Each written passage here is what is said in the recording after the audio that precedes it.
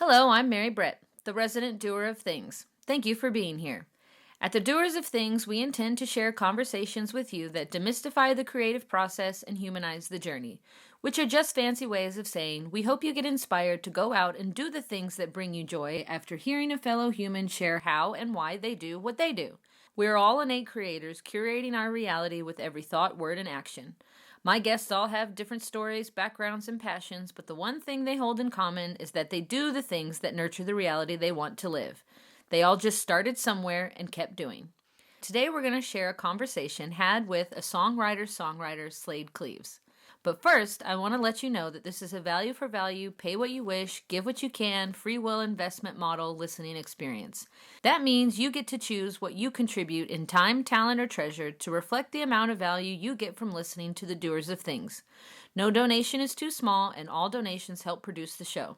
Head over to thedoersofthings.com to learn more in the Donate tab. Slaid Cleaves is from the state of Maine, but he's lived in Texas long enough to be claimed as one of Texas's finest songwriters. Like many musicians looking to make it, Slaid moved to Austin, Texas in the early 90s, working his way up the echelon of Texas troubadours. Now he and his wife run the label Candy House Media and live outside of Austin in the Texas Hill Country. Slaid was kind enough to sit down with me on a windy day at Fischer Haus Concerts in Fischer, Texas on April 30th, 2023. Listen as we take a stroll from day one busking in Cork, Ireland in 1985, having never really written a song, to now as one of the most respected songwriters in Texas and afar. So I want you to start us off by taking us back to, if you would, November 18th, 1985. You've read my bio. Oh, yeah. Yeah, we did a lot. There's going to be a couple obscure questions that pop up. That's impressive. Yeah. I don't know where that is on the internet, but it's in a couple of different places. Yeah. I did lots of deep diving. So paint us the picture of November 18th, 1985. Well, that's a date I set for myself to begin my career as a singer-songwriter.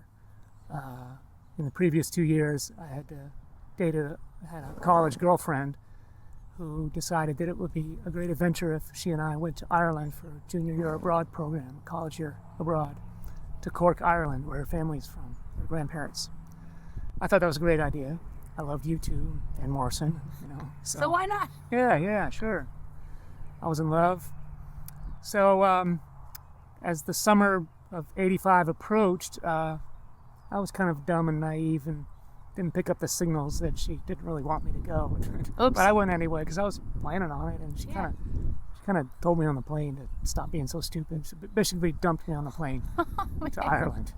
And so I end up in Cork, Ireland in October of 1985 with no girlfriend, no friends, no family, no car, no phone, no TV, no job, nothing. But a guitar that I was just learning how to play, and a suitcase full of cassettes that I made from my records and my parents' records from the 50s, 60s, 70s, a lot of elemental rock and roll and country music like Buddy Holly and Hank Williams and Johnny Cash, which is what I was getting into sort of secondhand through the heroes of my teenage youth, heroes like Bruce Springsteen and The Clash, and just learning about their influences and kind of going backwards in time and digging into the foundations of country and rock and roll. And I got to my little bedsit in Cork, Ireland in the fall of '85, and I said it was the anniversary of the girlfriend. Okay. When our first date, I think, was November 18th. So in October, I set that date as my goal to work up the courage to stand out on the street corners of Cork, Ireland, and perform as a singer-songwriter for the first time. I had played keyboards in bands in high school and college, and even in one band did a little bit of singing. But I'd never strapped on a guitar and played and been like the guy. Yeah. So November 18th, I grabbed my guitar. I walked into City Center, Cork, and I set up my pitch, that's what they call it, my little case in front of me in a little alcove on a pedestrian street.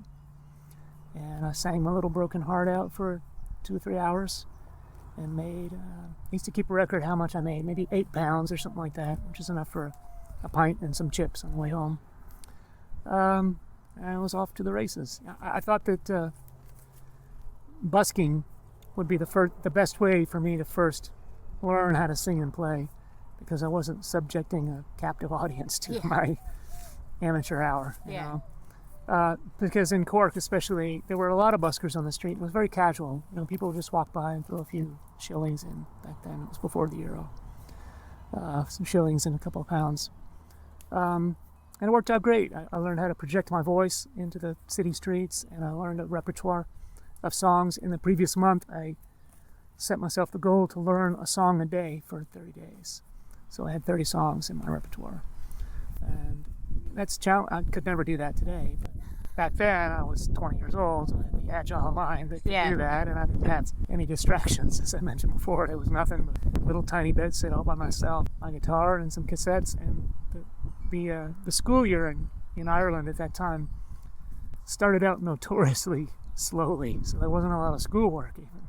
Okay. It would be later schoolwork before exams, later on in the semester, but I had a lot of time on my hands. And so I learned a song a day, and it was Buddy Holly and Hank Williams, but also my own music that I was discovering on my own, Springsteen and Tom Petty and Tom Waits and The Clash, and I learned about Christy Moore, the great Irish folk singer, and the Pogues, the great Irish band. After a few months, I learned about those guys, learned their songs, and befriended a few fellow buskers. Yeah, I just did it 2 or 3 times a week throughout my school year there in Ireland. And when I came home to the States, I continued busking for a couple of years until I found a 4-track recorder and made a little demo tape and passed it around to the bars around Portland, Maine, where I ended up after college. And the next phase was to get those 9 to 12 barroom gigs, which I did for a couple of years. So this is, well before the time of internet and YouTube and self-teaching, learning. How were you learning these songs? Just by ear? You were able to pick that out from your time with the piano knowledge that you had? Yeah. Growing up with piano lessons, playing keyboards in bands, we learned by ear. It's just trial and error, basically, until you learn what chords to expect. And, it's all very, very simple music. I wasn't learning classical music or anything. It was all just rock and roll and country songs with 3 chords. What do you think made you go into the more folk Americana even before it had its title Americana, instead of something maybe a little harder, more electrified, seeing how the music of your, youth that you were finding yourself was this harder rock music? Yeah, my early bands were rock and roll bands. Springsteen, Petty, Rolling Stones, stuff like that. Well, sort of by default, when I became a busker, it's just me and a guitar. So folk music lends itself to that. But also, as I mentioned earlier, I was seeking the influences of my heroes, and it kept going back to Woody Guthrie and Hank Williams and Johnny Cash and Buddy Holly and people like that. And they just provided sort of the building blocks for me of learning the American songbook, the sort of Americana before that was the term songbook, and also just songs that were so simple that I could sort of grasp how I could eventually start writing my own songs. Yeah. And actually that happened in Ireland when I was playing a Woody Guthrie song called Ain't Got No Home in This World Anymore on the streets of Cork. And a little drunken Irishman approached me, and just as I finished one verse, he piped in with his own verse. It seemed like he was making it up on the spot. I don't know if he was, or it wasn't any verse I'd heard before. Yeah. And that just got me thinking, I should just start making up new verses to all these songs I'm learning. It's sort of like a shortcut to writing your own songs. So I would do that. I had the audacity to write a bridge to I'm So Lonesome I Could Fly, I was young. And I wrote 3 or 4 or 5 extra verses to the Woody Guthrie song, and then it occurred to me that if I did that and then extracted my verses from Woody's song and changed the melody up a little bit, I'd have my own song. And that's how I wrote quite a few of my early songs. Do you remember the very first song you wrote? And is it something that you ever still play? No, I wrote a handful of songs with a college new wave band that are lost to history somehow. The first one I wrote in Cork was called Don't Say No, I think. And that one was not based on something else. That one I made up on my own. But soon afterwards, I wrote a song called Life's Other Side, which was based on Hank Williams' Life's Other Side. Okay. But with my own experience injected into it. And I felt a little guilty, like I was plagiarizing. But then I read that Hank Williams' Life's Other Side is based on an old English folk song of the same name. So there's not much new under the sun. You know, everything is recycled. Well, we're all living the human experience. Right. You know, so the only thing that's different about it is that this is your perspective of it. But the mechanism is all the same. You know, the chords are the same. And the, I guess the container of it is the same, whether it be painting or a movie or a book or a song or whatever. We're all still talking about the same stuff, the human experience. And it's important to inject your own point of view, obviously, but your own experience. But as Woody Guthrie said, if you're writing a song for people, it's a lot easier to get them to sing along if they know the tune already. Okay. So Woody wrote most of his songs based on tunes that existed already. How does it feel to be the first person that we know of that put lyrics to so Woody Guthrie lyrics that didn't have a melody yet, and you did that before Billy Bragg and Wilco released their album. How does that feel to be kind of a trailblazer in doing that? I actually didn't know that until recently. I mean, I put some Woody Guthrie lyrics to music soon after Pastures of Plenty came out, which is a book that released a whole bunch of Woody material from the archives for the first time since he passed away. And so I found, my wife Karen gave me that book in 1990, I think. And in 92 or 3, I put some of Woody's lyrics to music for a Woody Guthrie tribute show in Austin, because I wanted to impress people with an obscure, like the most obscure Woody song. Nobody's ever heard this song before. And I caught the ear of a few people, including Jimmy LaFave, who was at that show. Yeah, the great Jimmy LaFave. And he was, at the time, just getting to know Nora Guthrie, Woody's daughter, who was just starting to take over the archives from Woody's longtime manager, Harold Leventhal. And Jimmy said to me, you need to send a copy of that to Nora to get permission to put it on your album, because it's really cool, your next record. Which I did. I made a tape of it and sent it to Nora. Jimmy gave me the address. Didn't hear back for about a year, at least. And Jimmy bugged me about it again. He said, what happened with sending the music to Nora? And I said, I never heard back. He said, well, I really think she'd be interested in it. You should send it again. So I sent it again. And I heard back from her eventually, and she said, yeah, we'd love to have you record, release this version that you sent us on your next album, which was great. And so it came out on the Broke Down album eventually, I think. Yeah, that's right. That was in 2000, I think. It wasn't until 15 years later, I think, that first Jimmy told me, and then Nora herself told me, that she received that cassette at the Woody Guthrie Archives when Harold was still there. And Harold saw it and was incensed and threw it in the trash can and said, the audacity of this young writer to dare to manipulate Woody Guthrie's work, into his own. Nora, apparently, when Harold left the room, she fished the cassette tape out of the wastebasket and said, maybe we can do something with this. And I'm pretty sure that's how the idea got into her head to start releasing the Woody Guthrie's writings that didn't have melodies out to modern day artists to flesh them out. Have you heard the Dropkick Murphys album that just recently came awesome. out? Nora sent me a copy. Yeah, it was great. They were at Americana Fest, and I got to catch part of them debuting that. And super powerful. Made me cry. Oh yeah, it's video clips. It's just really powerful. Yeah. So let's get back onto your writing process. Before you started with kind of piggybacking off of some other stuff, what's your go-to way to write now? How do you like to write? Is it a structured thing you do every day? You just wait until inspiration hits?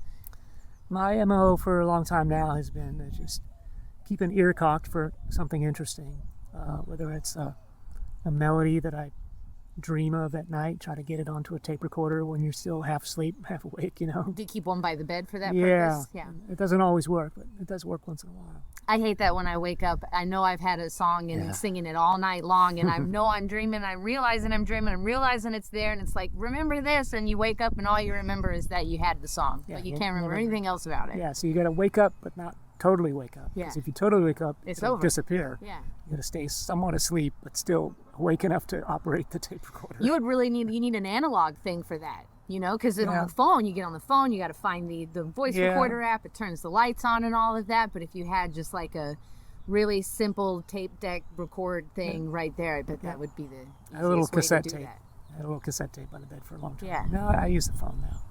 I have it set, ready to go. But so that, or just I keep my ear open for just a story that I read in the newspaper might trigger an idea. Say, what an interesting story! I could turn that into a song. Or just I have friends that send me song ideas.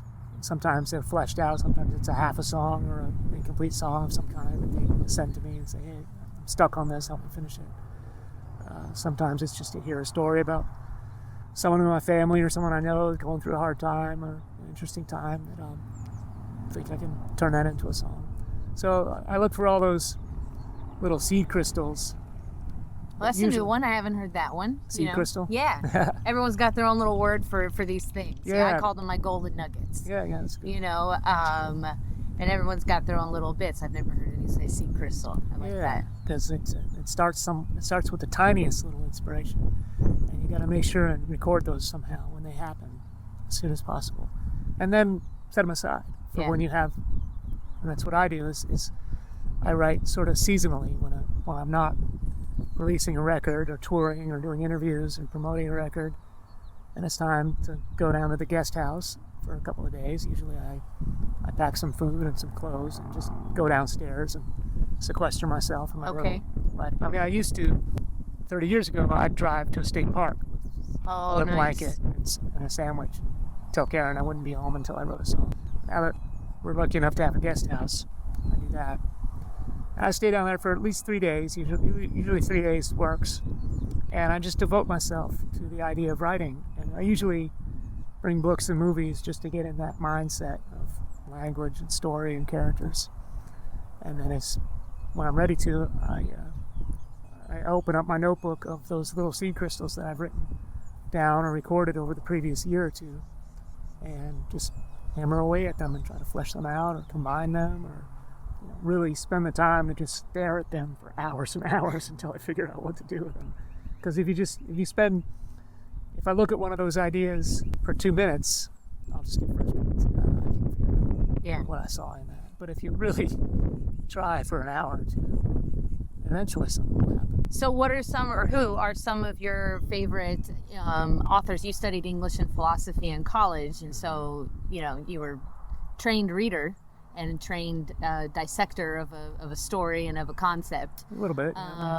Who are some of the people that you remember being influential then, and then maybe who, like now, who are some of your favorite people that you kind of go to for inspiration? Yeah.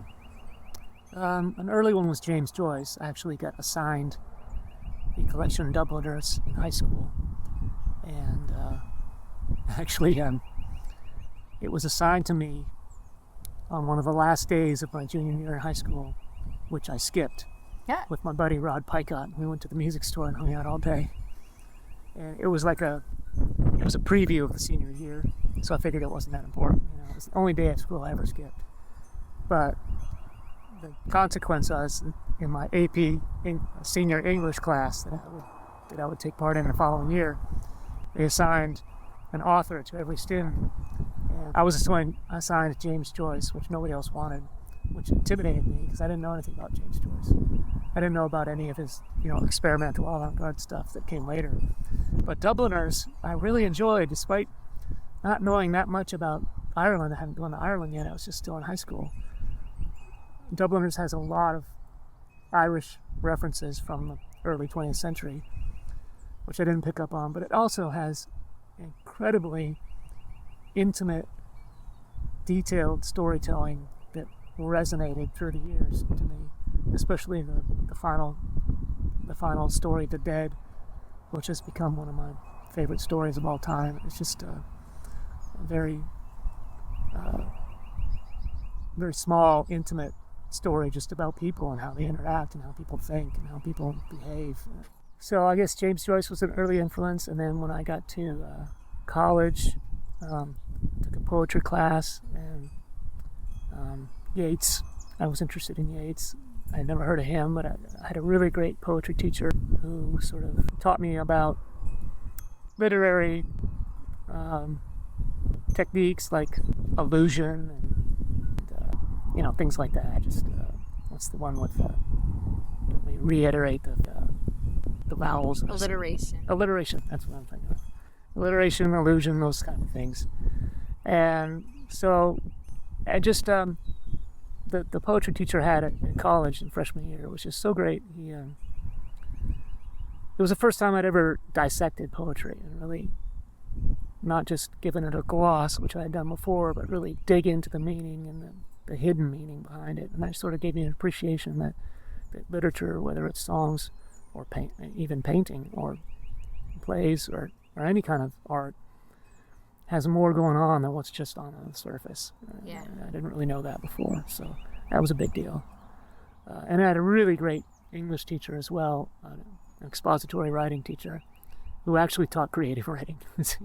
He was just a maverick, I guess. And he saw my first short story assignment, and wrote a beautiful little note about how I had an individual voice and I should really look into being a writer, which nobody had ever said before. Yeah, it was huge. That makes a difference when someone sees what you're doing and believes in it, and shares that recognition with you instead of just keeping it to themselves. Yeah.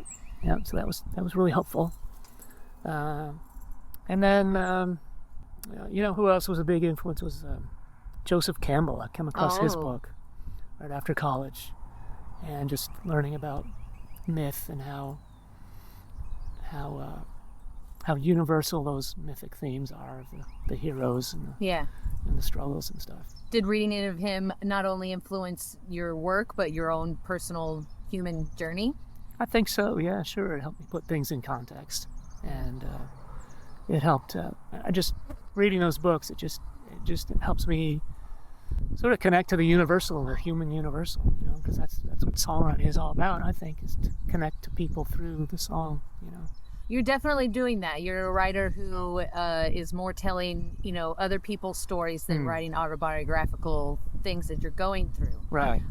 Do you feel that you have a responsibility to your listeners and to the people that you're telling stories of that are not something that you've lived through? And if so, how do you honor that? Well, I think in my early years of writing, I was mostly just drawing on my own experience, my own emotions, trauma I would go through, a breakup or something like that. And I think somewhere along the line, maybe after a few years in Austin, where I struggled to find an audience, I had a little bit of success here and there, but I just came to the realization that it's more important to tell someone else's story than to tell my story. It comes from... Why do you think that is? Well, it's an idea that evolved with me. It may have been inspired by Woody Guthrie, who said, "Let me be the guy who told you what you already knew." And that was mysterious to me, but I thought about it a lot, and I sort of modified it to my own use for my own philosophy, which became, it's not up to me to tell my story, it's up to me to tell your story. It's up to me to articulate what you're going through. That's how you connect with people. Now, some artists, they tell their own story assuming that their experience will be shared by other people. And I understand that. That's valid too, of course. Yeah. But it's helpful for me to really put myself in someone else's shoes and say, I'm going to connect with this person because I'm going to articulate what they're going through. And I saw the results of that. For the last 20 years, people come to my shows and say, that's my story, Yeah. And I wrote a song about returning veterans, and I did a lot of research on it to try to get it right because I have no first-hand experience in the military.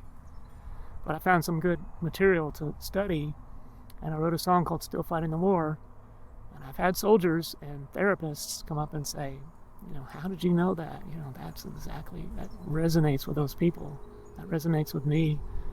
And that's just like the best, that's the best feeling in the world, to know that your song is connected to somebody.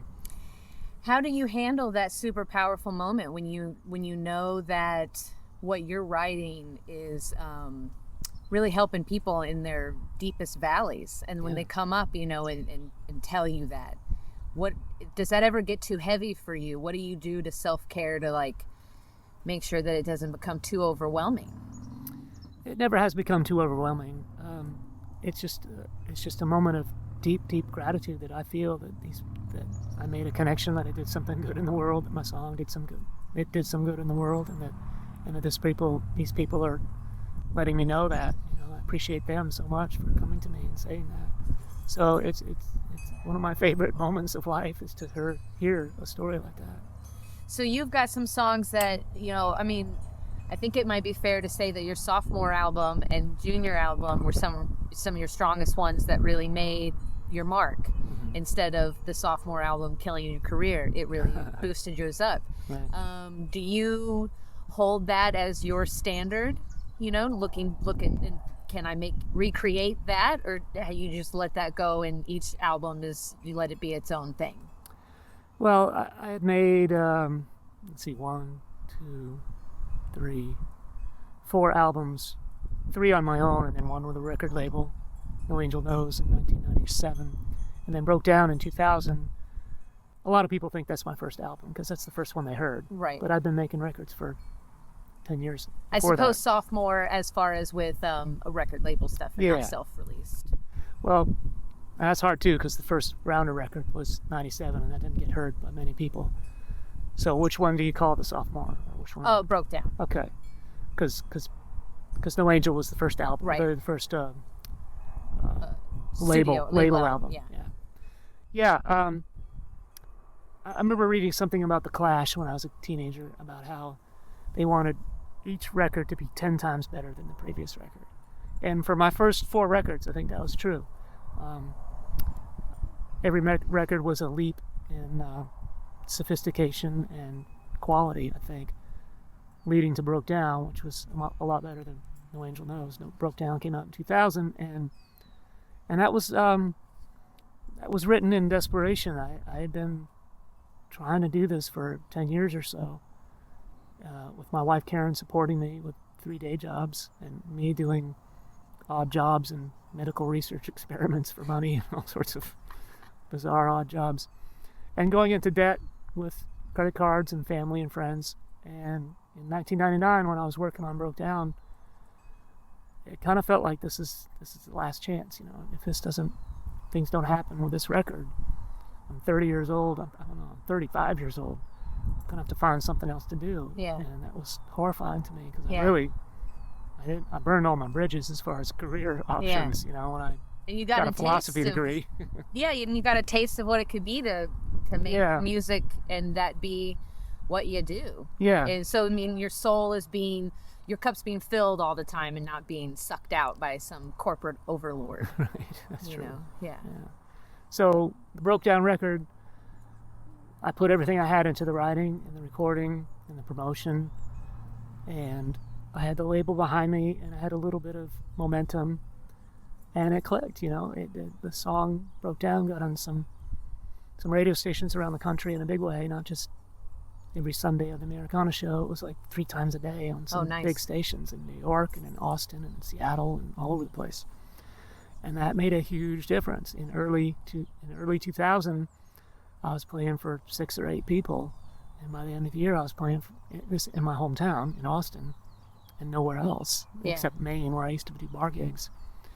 But by the end of the year, I was playing for 75 or 100 people in towns all over the country, and that's when my career changed. It's when my career began. It was an expensive hobby before that. And so the Broke Down record did become sort of my trademark, and also my standard to try to match or beat for the next 23 years. And so I was very intimidated when the first record after Broke Down was called Wishbones, and I was writing. Another great one. Well, thank you. It was really hard because Broke Down was such a success in my little world that the pressure was on to meet it, you know. Like every song, like if I wrote a workplace disaster song, it had to be as good as Breakfast in Hell, which was hard to do. You know? I wrote a song about a jockey, a song called Quick as Dreams. Didn't quite rise to the level of Breakfast in Hell, but I remember thinking, I can't just do Broke Down again. I have to do something different. Yeah. And what I thought of was that for Wishbones, I wrote the best songs I could over the previous intervening 3 years. And I thought what Broke Down didn't have was sort of a band feel. It was all done in a kind of a folky way where I played the songs to a click track, and Garth Morlick's the producer, would add some guitar, add some bass, maybe bring a drummer in or percussion and build it up from a solo performance.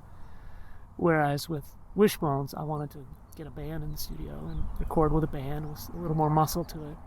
So that's what Wishbones has going for it, more of a rockin' band feel, which was exciting and fun for me. And I went out on the road with a band after that, but it didn't have the commercial. It did okay, but it didn't have that 10 times better success that Broke Down had. You know, it didn't have that exponential change in my audience. I'm just sort of been coasting since then. Yeah. And so it soon became apparent that I couldn't afford a full band on the road, so I went back to doing the solo or duo. The last time I think I got to see you live was at Camp Street Cafe in Crockett, Texas. Oh, wow. Cool place. For the Everything You Love Will Be Taken Away, when you were supporting that album. Yep. But let's talk about your album that you've got out now. Great. What made that different, and how do you feel about it? Talking about how you've looked at Broke Down as the thing you kind of match things with. Right. How do you feel you've done here? You know, honestly, with every record since Broke Down, when I finish the songs and when I finish the recording, I honestly think, yeah, this is as good as Broke Down. I mean, the audience doesn't agree with me, but I feel like, well, first of all, at the end of Broke Down, when I finished the recording with Garth Morlick's, I remember being almost frightened and shocked, because I thought, I've finally done the album that I've been trying to make for 10 years, and I've done the best I can to make that happen. You know? Yeah. Like the previous records, I wasn't quite sure about, but with Broke Down, I was sure, like, this is the best I can possibly do. And I've felt that on every record since. But I've not broadened my audience much. I've sort of found my audience and maintained my audience, and I'm thankful for that. But I think I reached my creative potential with Broke Down, and I've just been maintaining that since. I haven't grown much of an artist. I feel good about what I'm writing and recording, but I'm not growing into new areas, really. Where would you like to see yourself grow into? I Bringing don't have back the Moxie Men or Magic Rats, right. or even Cool Beans. You do Cool a bluegrass album. You've really done your research. No, I think I've realized that I have a limited skill set, and I've done the best I can with that skill set as far as writing and singing.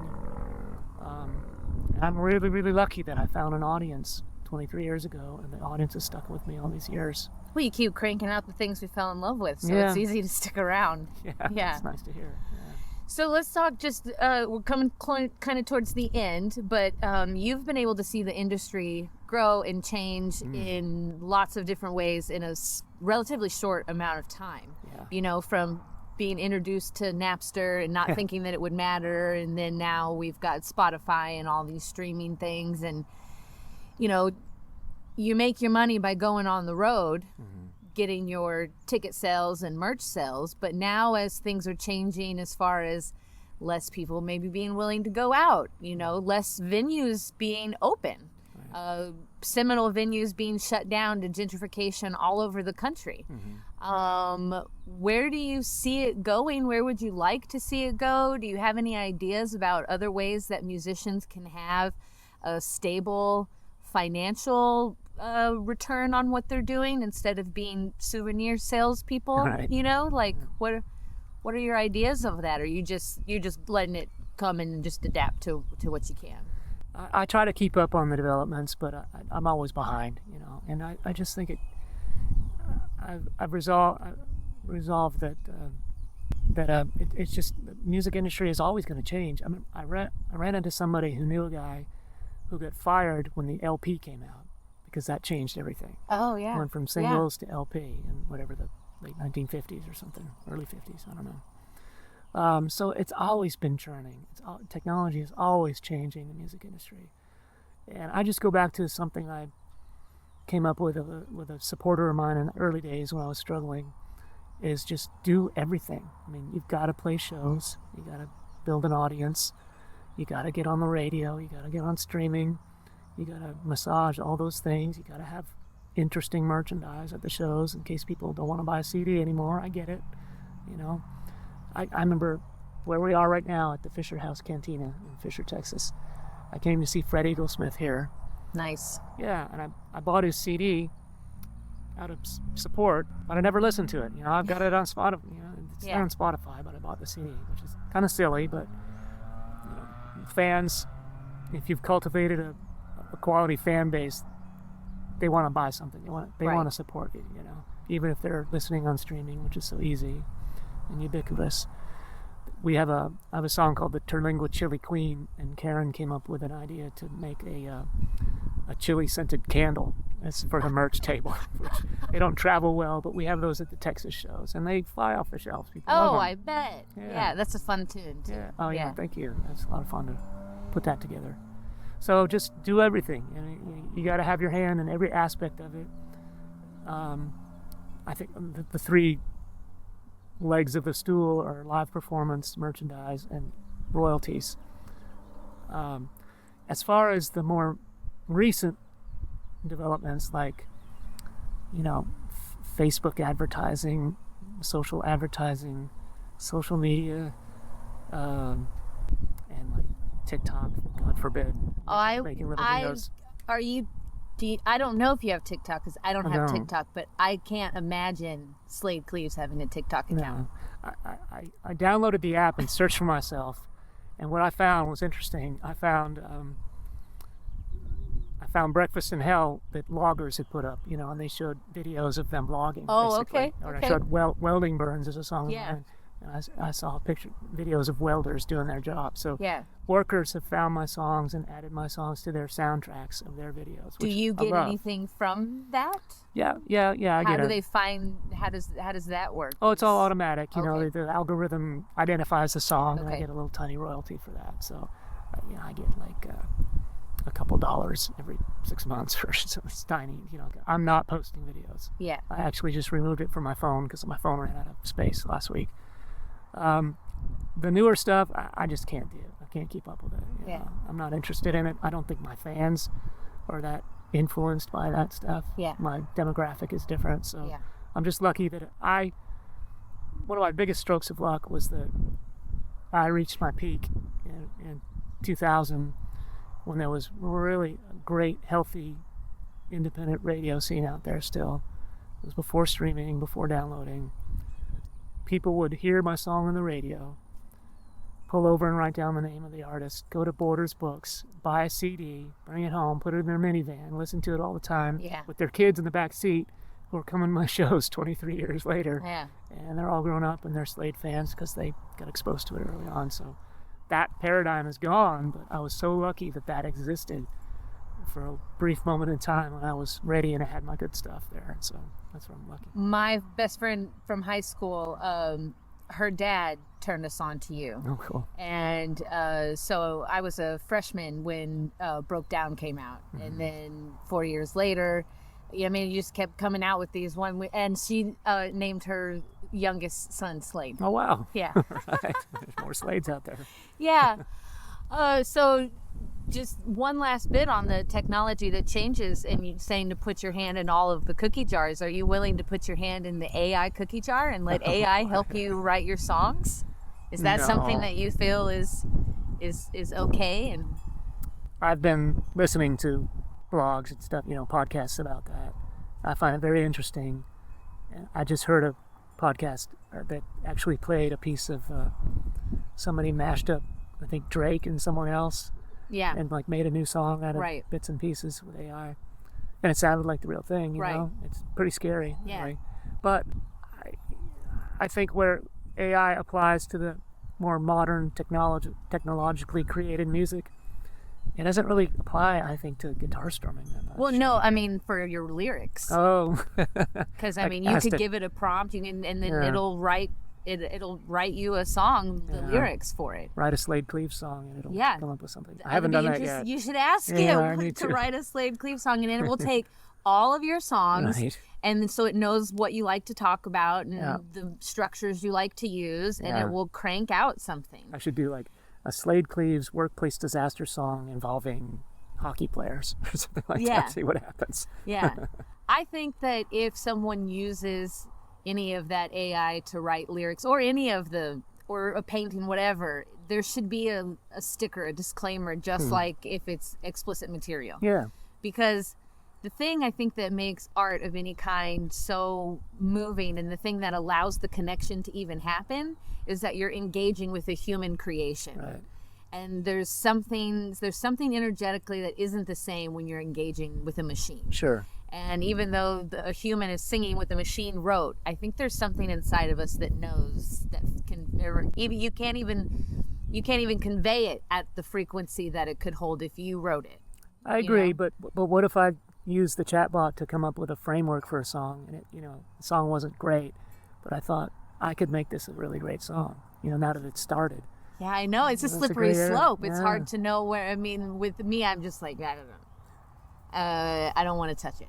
But I can understand how it can be a tool, but guns are tools, and looks what happens with that. I mean, like everything in moderation, I suppose. Yeah. But that definitely does worry me.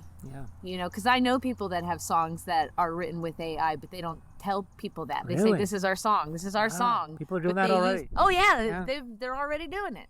And so that becomes... Because the only difference between an artist and just the regular Joe Schmo is that the artist is an intentional creator. When we're all creating by default with our thoughts, words, and deeds every day, that creates our reality. Yeah. But we like artists, quote unquote, because they're intentionally creating, and that's inspiring to us. And so there's something that really waters it down. I feel when you're not doing the creating, you're not living then. Sure. You're offboarding this living human experience on this machine. And that's just the materialism and the technology, and I think it's far surpassed our spirituality or our even just basic understanding on any level of why are we here, what is this all about, kind of thing. So there's one last question I'm going to ask. So you cut your own hair. Yeah. And I have heard that you limit yourself to 25 snips. I didn't hear it. I researched it. So don't think anybody's blabbing out your secrets or whatever. Right. It's on the internet. So I don't even know if it's true. But you limit yourself to 25 snips. Is that correct? That was correct at one point. I don't count anymore. Okay. It's a good way not to overdo it, because overdo it, you got to wait 6 weeks for things to heal. So it was just one bag flock of seagulls haircut, and you said no more. Yeah, my first professional haircut. My mom took me to a barber when I was 5, and she hated it, so she cut my hair till I was 17, 18. And I thought, well, I'm grown up now. I need to go to a salon and get a haircut. And I was in a band. Yeah. And it was, that looks sharp. Yeah, that was 1982, and I liked the Stray Cats. I thought their hair was cool, the slick back pompadours. So I told the lady I wanted to look like the Stray Cats, and I think she thought Flock of Seagulls, because that's what I looked like, and it was pretty disappointing. So I cut my hair ever since. Well, sometimes you just gotta, take it into your own hands. Yeah. Be the master of your own destiny. Yeah. And that's definitely, it seems, what you and Karen have done, the family business of y'all, and then especially creating Candy House. That's right. So that y'all always get to be together, and, you trust the person who's booking your shows and handling the money and all of that kind of stuff. And that, I'm sure, is really powerful as a couple, challenging, but also probably really rewarding. It is all those things. We've had label help, we've had managers, we've had booking agents, and just they're helpful at the time, but where we are in our career now, Karen has learned how to take over all of those aspects, as well as merchandise and stuff like that. So you hit the nail on the head. It's challenging to work full time on your own business and to find ways to step outside of the business. Karen gets burned out in particular with all Slaid all the time. What do y'all do to step out? We have a camp, a little cabin in Maine that we go to in the summertime. Actually, we go in the spring too as well for a little bit. And then we just read and watch movies and commune with nature and stuff like that and get away from the internet. So how many times now do you think y'all have watched Dickie Cox? Dewey Cox? Dewey Cox, sorry. A couple dozen times at least, yeah. It's at least once a month we watch it. I read that and I was like, oh, that's fun. That's fun. That's a little tradition. Yeah. Have you seen the movie? Yeah. It's pretty favorite. silly. Yeah, it encapsulates the absurdity of a music career. Yeah. Well, Slaid, thank you so much for your time. Is there anything else that you want people to know about what you're doing, what you're going to be doing, anything like that? No, just thank you for doing the deep dive on the research there. You found some details that I didn't know even existed out on the internet, so nice job. There's lots of stuff out there. Yeah. But again, thank you so much for your time. I know you're a real busy man, and I think our time is the most valuable thing that we have. But I think it's important to let people hear the stories of the person who tells the stories. Yeah, thank you so much for tracking me down. Full transparency, I'm a big fan of Slaid Cleaves and have been since high school. I didn't bring it up to him, but I actually handed him a CD once when he sat in front of me at an event. While I never heard back about the songs, I was still honored to get a chunk of his time to hear his story. Getting the permission slip from him by not only saying yes to the interview, but then to get the feedback that he enjoyed it was one of the milestones that helped me form this podcast. Thank you for being here to listen to episode 8 with Slaid Cleaves on the Doers of Things. I just want to remind you of the value for value model this listening experience runs on. My current pledge to you is to never have sponsorship ads or corporate commercials. I also have no plans on creating tiered content or a subscription feed that prices people out of the experience of hearing their fellow humans share their stories. All content is for all people all the time. I can do that with your help as a producer of the show via your time, talent, and treasure. So if you enjoy the show, please consider becoming a producer to whatever level you can. Head on over to thedoersofthings.com in the Donate tab to learn more about how you can jump on board. Until the next time you tune in to The Doers of Things, I'm Mary Brett saying, listen to the stories of the storytellers.